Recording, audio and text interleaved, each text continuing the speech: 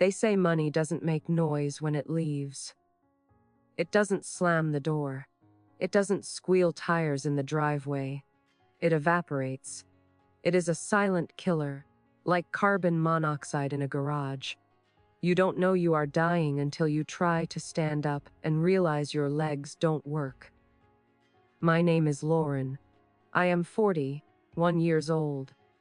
I live in Napa Valley, surrounded by 300 acres of Cabernet Sauvignon, grapes that have been in my family for 3 generations. From the outside, my life looks like a spread in a luxury lifestyle magazine. I have the sprawling farmhouse with the wrap-around porch. I have the gleaming white G-Wagon in the driveway. I have the husband, Greg, who wears Italian loafers and charms investors with a smile that could sell ice to a polar bear. We were the power couple of St. Helena. I was the grower, the earth, the legacy. Greg was the business, the expansion, the vision. He took my father's modest, respected vineyard and turned it into a global brand.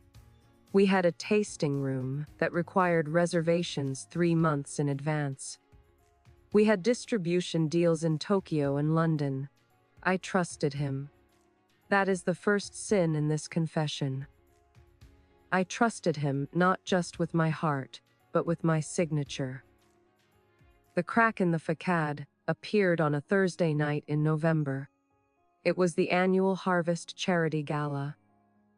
Everyone who was anyone in the valley was there. The air smelled of wood smoke and expensive perfume. I was wearing a silk gown that cost more than my first car. Greg was holding court near the bar, laughing with a group of venture capitalists from San Francisco. I went to the silent auction table. There was a vintage Magnum of 1982 Bordeaux that I wanted to win for Greg's birthday. I wrote down my bid. A few minutes later, the organizer, a woman named Sharon who I had known since high school, tapped me on the shoulder. She looked pained. "Lauren," she whispered, pulling me aside. "I'm so sorry. The card on file, it didn't go through." I laughed. It was a reflexive, bubbly sound. "Oh, that's ridiculous. It's the Black Amex. There's no limit. Try it again." "We did," Sharon said, her voice dropping lower. "We tried it 3 times. Its size account suspended. The ice in my glass wasn't the only thing freezing. A cold prickle of unease started at the base of my neck. "It must be a fraud alert," I said, my voice steady. "We traveled last week. I'll sort it out." I handed her my personal debit card, the one attached to my private savings account. "Use this one," I said. She ran it. She looked at the little machine. She looked back at me. Her face was pale. "Lauren." This one was declined too. "Insufficient funds." The room didn't spin. That's a movie cliché. In reality, the room became incredibly sharp. The crystal chandeliers looked like jagged teeth. The laughter of the crowd sounded like static. Insufficient funds. That account had $80,000 in it. I knew that for a fact. It was my rainy day. Money, separate from the business, separate from Greg. I looked across the room at my husband. He was toasting with a glass of our reserve Cabernet. He looked golden. He looked successful. He looked like a man without a care in the world. And in that moment, I knew. I didn't know the details. I didn't know the numbers.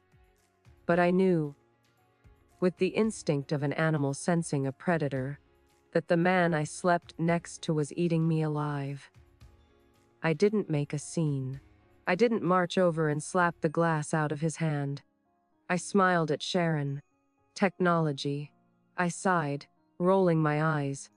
Greg probably switched banks and forgot to give me the new cards. "I'll write you a check tomorrow." I walked over to Greg. I slipped my arm through his. I felt the expensive wool of his suit jacket. I smelled his cologne, sandalwood and confidence. Ready to go. I whispered in his ear. I have a headache. Sure, babe, he said, kissing my cheek.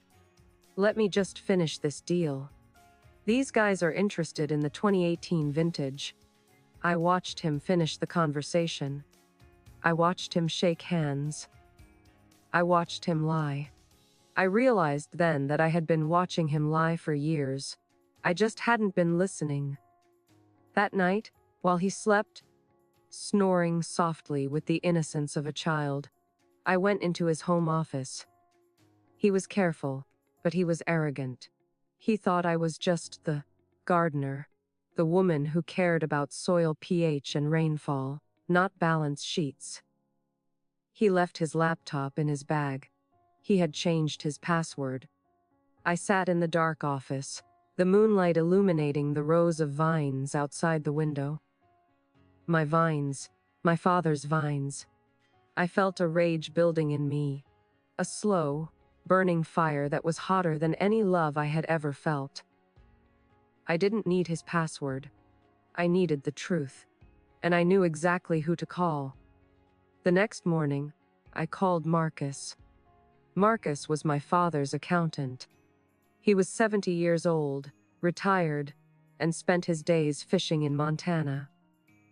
But he still knew where the bodies were buried. Lauren, he answered, his voice crackling over the line. Is everything okay? Marcus, I said, I need you to look at something. But you can't tell Greg. If you tell Greg, I will lose the land. I heard the shift in his breathing. He understood. The land was everything. I gave him access.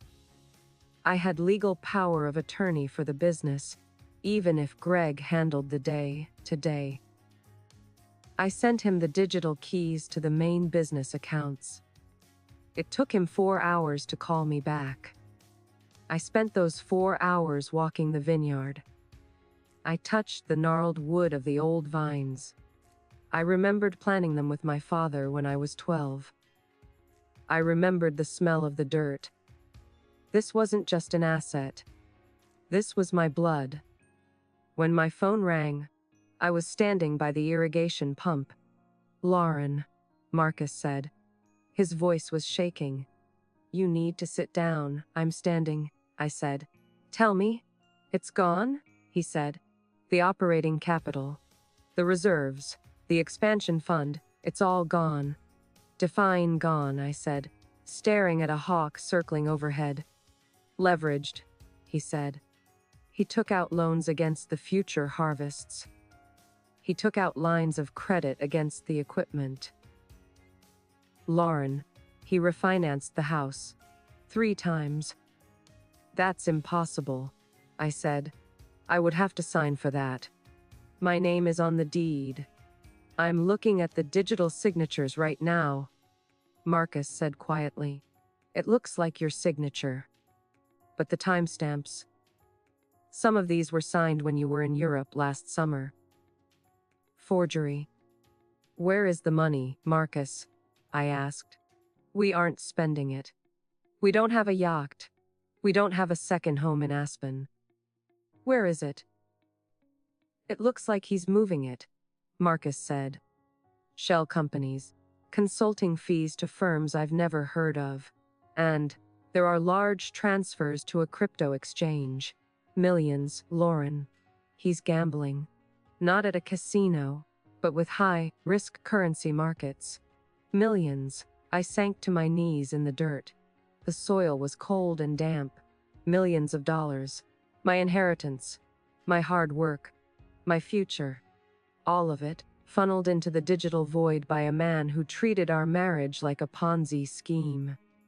Is there anything left? I whispered.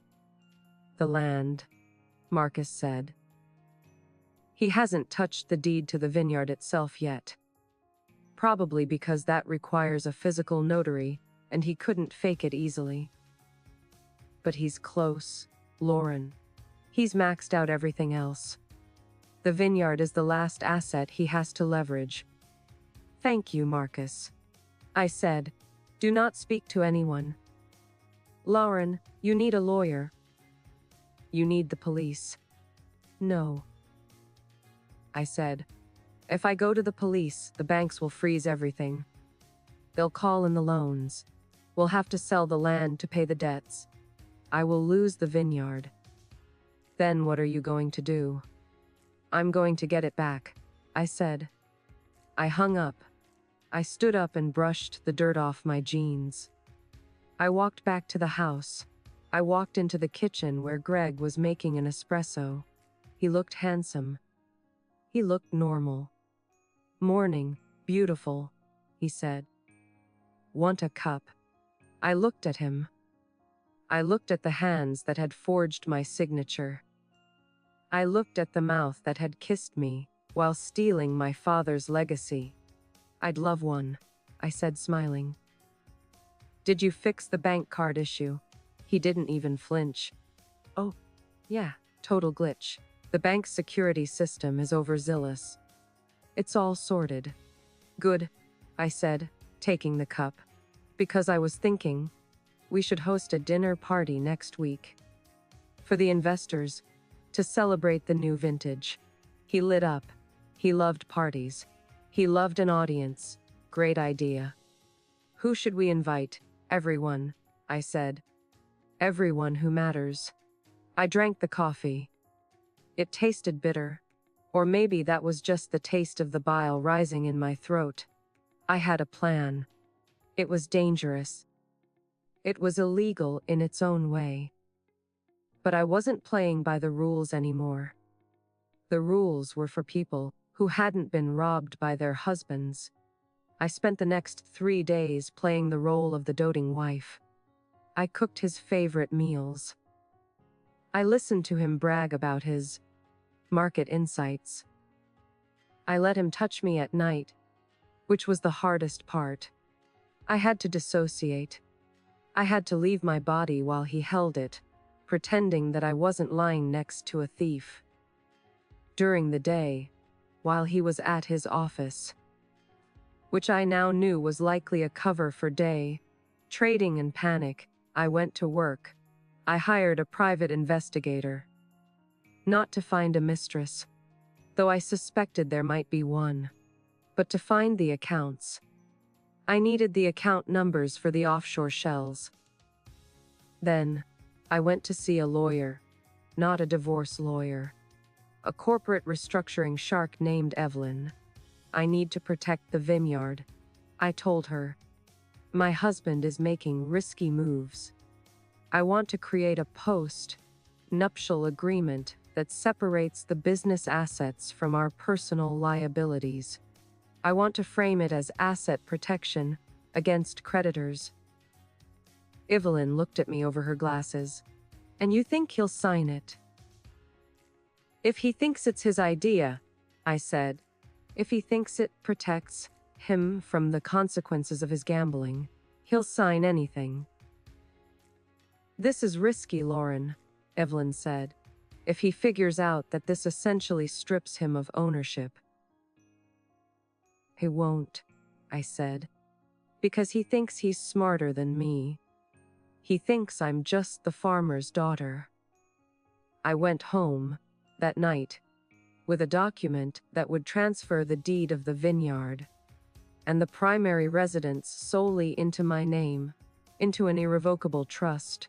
In exchange, the document stated that I assumed full responsibility for the management of the estate while he would retain advisory status. It was a trap. A beautiful, legal trap. I waited for the right moment. It came on Tuesday. Greg came home sweating. He was pale. The crypto markets had crashed that morning. I had checked. He must have lost a fortune. He poured himself a scotch. His hands were shaking. Rough day, I asked, cutting vegetables for a salad. Just volatility, he muttered. The market is insane. Greg, I said, putting down the knife. I've been worried about the liability. If someone sues us, if something happens with the market, they could take the vineyard. He looked up. Fear was swimming in his eyes. He knew he was over, leveraged. He knew the walls were closing in. What are you saying? I talked to a lawyer, I said. Just for peace of mind. She suggested we move the hard assets, the land, the house, into a trust in my name. Since you're the one doing the high-risk investing, it separates the assets from you. If the market crashes, or if a deal goes bad, they can't touch the land because it's technically mine, not yours. I watched the gears turn in his head. He wasn't thinking about protecting me. He was thinking about protecting himself. If the assets were in my name, his creditors couldn't seize them. He could hide behind me. That actually makes sense, he said slowly. It's a smart play. Asset protection, exactly, I said. It keeps the wolves at the door, and nothing changes between us. It's just paper, he agreed. He took a large gulp of scotch. Let's do it. When can we sign? Tomorrow, I said. Before the party. He smiled. It was a weak, relieved smile. He thought I was giving him a lifeboat. He didn't realize I was actually handing him an anchor. The day of the party, Greg signed the papers. We did it in the kitchen, with a mobile notary I had hired. He didn't even read the fine print. He was too focused on his phone, watching the ticking numbers of his ruin. Don't, he said, capping his pen. Now the land is safe. Yes, I said, taking the folder. It is. I went upstairs and locked the folder in my personal safe. Then I put on my dress. It was red. Blood red. It felt appropriate. The guests started arriving at 7:00 p.m. The house was lit up like a beacon. Waiters circulated with trays of hors d'oeuvres. Greg was in his element again, the scotch having smoothed over his panic. He was telling stories, laughing, playing the lord of the manor. I moved through the crowd like a ghost. I greeted people. I smiled. But my eyes were on the clock. At 8:30 p.m., I walked into the kitchen. I picked up my phone. I sent a text to the private investigator. Do it. The investigator had found the offshore accounts. But more importantly, he had found the evidence of the fraud, the forged signatures, the wire fraud, the bank fraud. I hadn't gone to the police earlier because I needed the land safe first. Now, the land was mine. The trust was funded. The deed was recorded. I walked back into the living room.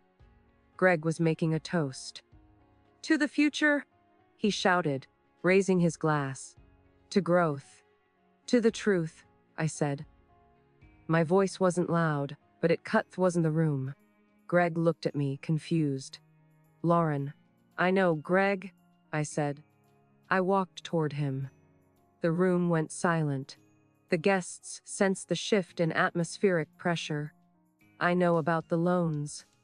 I know about the forgeries. I know about the Cayman accounts. Greg's face went white. He laughed nervously. Honey, you've had too much wine. Let's go to the kitchen. I haven't had a drop, I said. I know you leveraged my father's land to pay for your gambling addiction. I know you stole $4 million from this family. A gasp rippled through the room. These were his investors. His friends. Lauren, stop, he hissed, his eyes turning hard. You don't know what you're talking about. You're embarrassing yourself. No, I said, pulling a folded piece of paper from my clutch. I'm embarrassing you. This is a copy of the loan document you signed last month. That is not my signature. That is a crime. He lunged for me. He actually lunged. But he didn't make it. The front door opened. 2 uniformed officers and a man in a suit, a detective, stepped in. "Gregory Miller," the detective asked. Greg froze. He looked at the police, then at me. The realization hit him like a physical blow. The trap, the signature, the trust. "You," he whispered. "You set me up." "I protected my asset," I said coldly. "You signed the house over to me this morning, Greg. You signed the vineyard over to me. You have nothing. You are trespassing." "I'm your husband!" he screamed as the officers moved toward him. "You can't do this! Half of this is mine!" "Not anymore," I said. "Check the post. Nup. The one you signed to protect yourself." He started to struggle as they handcuffed him. He was shouting profanities. He was crying. It was ugly. It was pathetic. I stood there, in my red dress, holding my glass of water. I didn't look away. I watched him being dragged out of the house he had tried to steal. I watched him being shoved into the back of a police car while the flashing lights illuminated the vineyards. The guests were silent, shocked. I turned to them. "I apologize for the interruption," I said calmly. "Please, finish the wine. It's an excellent vintage. It tastes like survival." Then I walked out onto the porch. I watched the police car drive away, down the long, winding driveway, until the red taillights disappeared into the darkness. The divorce was swift. Since he was in prison awaiting trial for bank fraud and identity theft, he didn't have much leverage. The post-nuptial agreement held up. The judge, seeing the evidence of the forgeries, had no sympathy for him. I kept the vineyard. I kept the house. But the victory wasn't without cost. The debts were still there. The loans he had taken out were fraudulent, yes, but the banks were aggressive. I had to sell the G-Wagon. I had to sell the vacation cottage in Tahoe. I had to liquidate my personal savings to pay off the interest. I spent the next year working harder than I ever had in my life. I fired the expensive consultants. I drove the tractor myself. I did the bookkeeping myself. I pruned the vines until my hands were blistered and rough. I went to visit Greg once. Just once. It was 6 months into his sentence. He looked terrible. The prison jumpsuit was ill-fitting. His skin was sallow. The charm was gone, leaving only a bitter, hollow shell. We sat on opposite sides of the glass partition. He picked up the phone. "You look good," he said sneeringly. "The grieving widow act suits you." "I'm not a widow," I said. "I'm a survivor." "You ruined me," he spat. "I could have fixed it. I had a plan. One more trade, Lauren. One more big win, and I would have paid it all back. You didn't have to burn it all down." "That's the difference between us, Greg," I said. "You think life is a casino. I think it's a garden. You can't cheat the soil. You reap what you sow." "I'll get out," he threatened. "Eventually. And I'll come for my share." I laughed. It was a cold, dry sound. "You have no share, Greg. You signed it away. And even if you hadn't, there's nothing left for you. The community knows what you did. The investors know. You are poison." I stood up. "Why did you come?" he asked, his voice cracking. "Just to gloat." "No," I said. "I came to say thank you." He looked confused. "Thank you." "Yes. You taught me that I don't need you. You taught me that I'm not just the gardener. I'm the owner. I'm the protector. And I'm stronger than you ever were." I hung up the phone. I walked out of the prison and into the bright California sunshine. I didn't look back. I drove home to the valley. It was harvest time again. The air smelled of crushed grapes and dust. I pulled into the driveway. The house was quiet. There were no parties, no investors, no lies. I poured myself a glass of the 2018 Cabernet, the last vintage we made before everything fell apart. I walked out onto the balcony. The sun was setting, casting long shadows across the rows of vines. They were heavy with fruit, dark and purple and sweet. They had survived the drought. They had survived the pestilence. They had survived the neglect. And so had I. I took a sip of the wine. It was complex. Notes of blackberry, leather, and oak. But underneath it all, there was a finish of steel. I smiled. It was a small, private smile. The silence of the valley wasn't empty anymore. It was full. It was full of peace. It was full of ownership. I had paid a high price for this silence. I had paid with my innocence. I had paid with my trust. But standing there, the queen of my own kingdom, I knew one thing for certain. It was worth every penny,